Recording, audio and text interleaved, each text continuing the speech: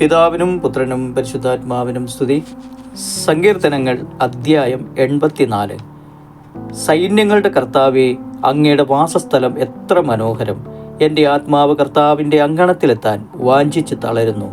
എൻ്റെ മനസ്സും ശരീരവും ജീവിക്കുന്നവനായ ദൈവത്തിന് ആനന്ദഗാനം ആലപിക്കുന്നു. എൻ്റെ രാജാവും ദൈവവുമായ സൈന്യങ്ങളുടെ കർത്താവേ, കുരുകിൽ പക്ഷി സങ്കേതവും മീവൽ പക്ഷി കുഞ്ഞിന് കൂടും അങ്ങയുടെ ബലിപീഠത്തിങ്കൽ കണ്ടെത്തുന്നുവല്ലോ. എന്നേക്കും അങ്ങയെ സ്തുതിച്ചുകൊണ്ട് അങ്ങയുടെ ഭവനത്തിൽ വസിക്കുന്നവൻ ഭാഗ്യവാന്മാർ. അങ്ങിൽ ശക്തി കണ്ടെത്തിയവർ ഭാഗ്യവാന്മാർ.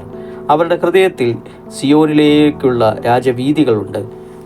ബാക്കാ താഴ്വരയിലൂടെ കടന്നു പോകുമ്പോൾ അവർ അതിനെ നീരുറവുകളുടെ താഴ്വരയാക്കുന്നു. ശരത്കാല വൃഷ്ടി അതിനെ ജലാശയങ്ങൾ കൊണ്ട് നിറയ്ക്കുന്നു. അവർ കൂടുതൽ കൂടുതൽ ശക്തി ആർജിക്കുന്നു. അവർ ദൈവത്തെ സിയോനിൽ ദർശിക്കും. സൈന്യങ്ങളുടെ ദൈവമായ കർത്താവേ, എൻ്റെ പ്രാർത്ഥന ശ്രവിക്കണമേ. യാക്കോബിൻ്റെ ദൈവമേ, ചെവിക്കൊള്ളണമേ. ഞങ്ങളുടെ പരിചയായ ദൈവമേ, അങ്ങയുടെ അഭിഷിക്തനെ കടാക്ഷിക്കണമേ. അന്യസ്ഥലത്ത് 1000 ദിവസത്തേക്കാൾ അങ്ങയുടെ അങ്കണത്തിൽ ഒരു ദിവസമായിരിക്കുന്നത് കൂടുതൽ അഭികാമ്യമാണ്.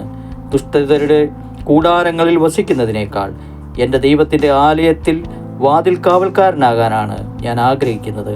എന്തെന്നാൽ ദൈവമായ കർത്താവ് സൂര്യനും പരിചയമാണ്. അവിടുന്ന് കൃപയും ബഹുമതിയും നൽകുന്നു.